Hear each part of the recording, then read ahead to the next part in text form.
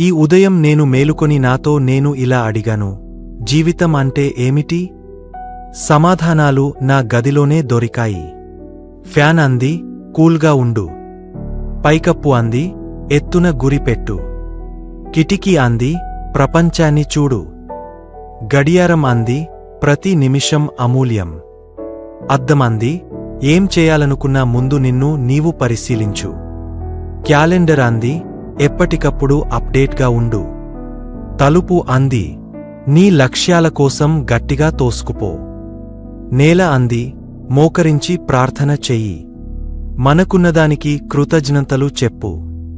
ఈ ప్రకాశవంతమైన పసుపు రంగు చిత్రంలోని సరళమైన మాటలు జీవితం నుంచి వచ్చిన వెచ్చని కౌగలింతలాగా అనిపిస్తాయి. కొన్నిసార్లు మనం అలసటగా, ఆందోళనగా లేదా గందరగోళంగా మేలుకొంటాం.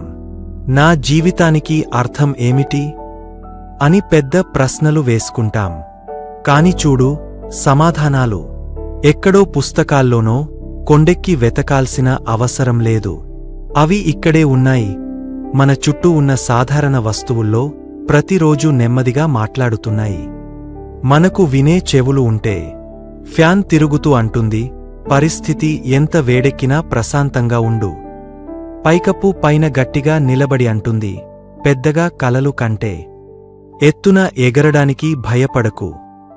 కిటికీ ఆకాశం చూపిస్తూ అంటుంది, బయట ఒక పెద్ద అందమైన ప్రపంచం నిన్ను ఎదుర్చూస్తోంది. గడియారం ఆపకుండా అంటుంది, సమయం బహుమతి, దాన్ని బాగా వాడుకో. అద్దం నీ కళ్లలోకి చూసి అంటుంది, ముందు నీతో నీవు నిజాయితీగా ఉండు.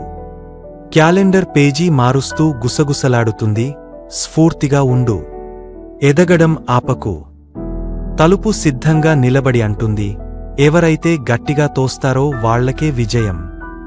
అందరికంటే సాధారణంగా కనిపించే నేల అతి అందమైన మాట అంటుంది, వినయంగా ఉండు, ప్రార్థన చెయ్యి, ఉన్నదానికి ఎప్పుడూ కృతజ్ఞత చెప్పడం మరచిపోకు.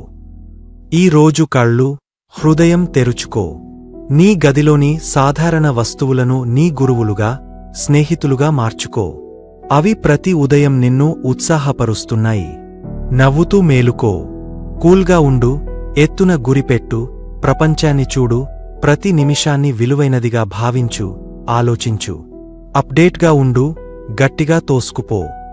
అయితే ఎప్పుడు? ఎప్పటికీ.